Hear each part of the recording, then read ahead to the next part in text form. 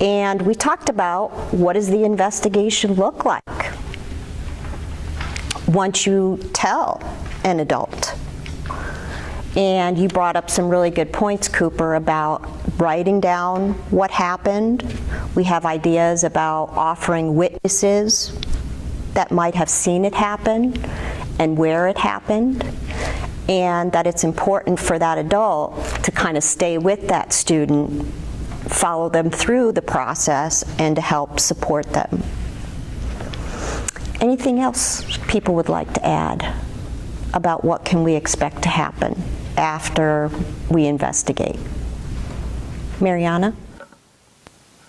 Also, don't expect that victim to be so much open to what they do afterwards or what's going to go on with them, because they don't want everyone to know everything afterwards. Don't expect them to just be like, okay, I trust this person. So be as confidential as possible with the investigation. What happens when, in the process of the investigation, that it's the bully's word against the victim's word? What can you expect to happen in that case? Kyle? Thank you. A lot of times the student advisor, when we go up and it's the bully's word against the victim's word, the student advisor will take all the witnesses and the victim and the bully and put them in different rooms, and you'll have them, he or she will have them write them down about a word for word what happened, and then they can take the paper and look and say, okay, the witness and the victim said exactly the same thing, and I didn't let them talk to each other before.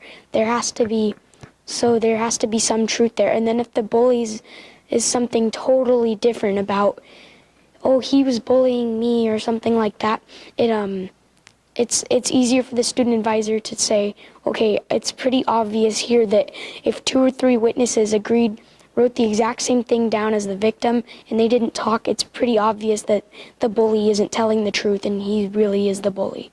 Okay, so a little detective work on the part of the investigator. Mackenzie, what if there aren't any witnesses? Well, they should just be able to tell, like, if the victim is, like, desperate and they want it to stop, they could just tell, oh, they really want this to stop. And if the bully is saying, just acting normal, it's kind of obvious. Okay, well, if the adult's not a mind reader and doesn't know that, and the bully says, well, you're just making this up about me, what can you expect to have done? Mariana? If the adult is honestly desperate about, okay, who's telling the truth, you can just let it go. Just tell tell the victim, just try to stay away from the student, and then tell the bully, just to stop. And if it doesn't stop right there and then okay, well, something's going on, we need to investigate further. And then that's when parents come in and the school does, need to get serious and, find out exactly what's going on. Okay, so it would be important for the school to contact both sets of parents to let them know what is happening.